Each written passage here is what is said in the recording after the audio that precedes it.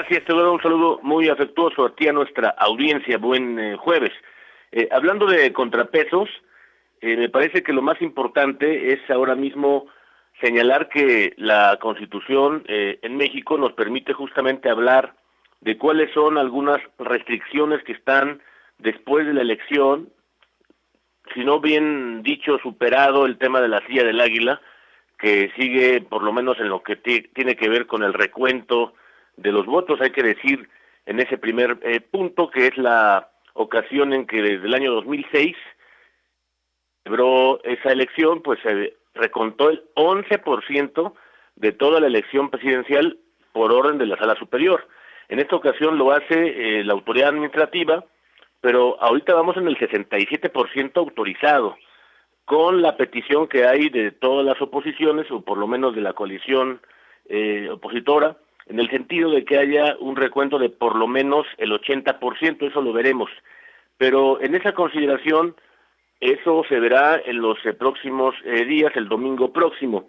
En lo que tiene que ver que lo que hablamos sobre los contrapesos, que es muy importante decir sobre el tema número 2, que es el Congreso, es lo que me parece fundamental. La Constitución más o menos habla de una manera muy concreta de cuáles serán la integración de la Cámara de Diputados, por ejemplo,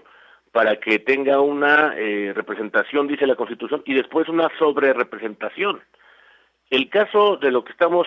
viviendo en torno a la coalición ganadora, que es más o menos un escenario no semejante, pero que sí en el tema se parece mucho a lo que ocurrió en torno a 2018, que es justo el de querer sobrerepresentarse más allá de lo obtenido en las urnas. Por ejemplo, en 2024 lo que se está planteando es que hasta donde vamos, reitero, veremos el recuento en qué termina, con el 54% es lo que vamos de cómo se ha puesto en la mesa el porcentaje de votos de la coalición ganadora, y pretenden tener una sobrerepresentación del 73%. Por eso va a ser tan importante el tema del recuento, porque ese asunto, el de tener una sobrerepresentación basada en la Constitución, es justo lo que plantea nuestra ley fundamental, y allí me parece que no hay manera de perderse. La propia Constitución dice que tiene como límite el 8%, esa misma sobrerepresentación, pero no de partido por partido, como por cierto lo hizo al aire y hablando a los mexicanos la secretaria de Gobernación, que por cierto, ese rol de dar información sobre la estadística electoral, de comportarse como autoridad electoral, eso terminó desde el año 88, y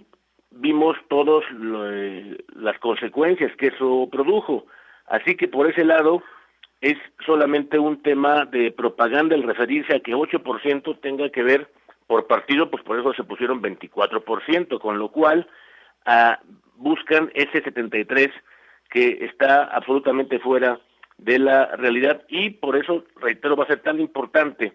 en la categoría que tiene que ver con la integración del Congreso, los contrapesos constitucionales, que eso sí está muy bien reglamentado, por fortuna, desde la Constitución, no solo lo que estamos viendo desde el punto de vista del análisis de la coyuntura crítica más reciente, donde hemos visto que justamente este movimiento que está ocurriendo alrededor de cómo se recuentan o no los votos del Congreso ha hecho que la propia Bolsa Mexicana de Valores tuviese una caída, ya lleva 2, la depreciación del peso en México, todo eso que no habíamos visto, por ejemplo, ese ajuste del peso en todo el sexenio actual, tiene que ver justamente con esa serie de medidas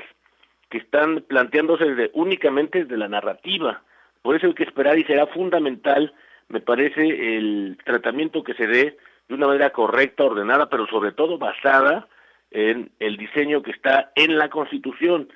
Es muy importante también verlo así, porque nos referimos a un principio básico, que es el principio de legalidad,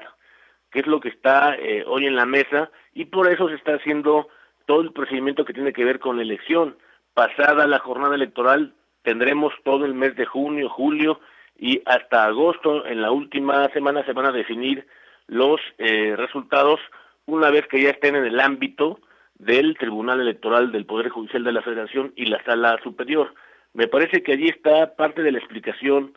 fundamental de cómo en estos días, en estas horas, hemos visto que la realidad se ha comportado, en otras palabras, como una suerte de límite, una suerte de contrapeso a lo que la propaganda y también los movimientos de los actores políticos han dicho en torno a un asunto que debe estar, reitero, basado en el principio de legalidad, y para ello el auxilio fundamental es sin duda la Constitución. El mes de agosto por eso será clave para determinar, en todo caso, si hay que recordar, por cierto, que le hacen falta a la Sala Superior para que pueda validarse, como dice muy bien la ley fundamental, el que se puedan dar por válidas justamente las elecciones, las del presidente de la República hacia abajo, necesita 12 magistrados más, y por eso hay un procedimiento que lo permite, que es la ley orgánica del Poder Judicial de la Federación, para que vaya tomando de las salas regionales, vaya tomando un magistrado, y por lo menos dice la ley que deben ser 6. Se tomará entonces un magistrado de la sala regional del propio Tribunal Electoral. Con eso se salvaría esa consideración, porque sí, la calificación y declarar lo mismo presidente electo que todas las demás elecciones mexicanas, pues requiere de ese mínimo de 6 magistrados de la Sala Superior. Todo eso es importante, Teodoro, porque en realidad cuando hablamos de legalidad nos referimos justamente a la elección y sus procedimientos, pero no se olvide que la legitimidad no la da el que gana, la legitimidad la da el que pierde.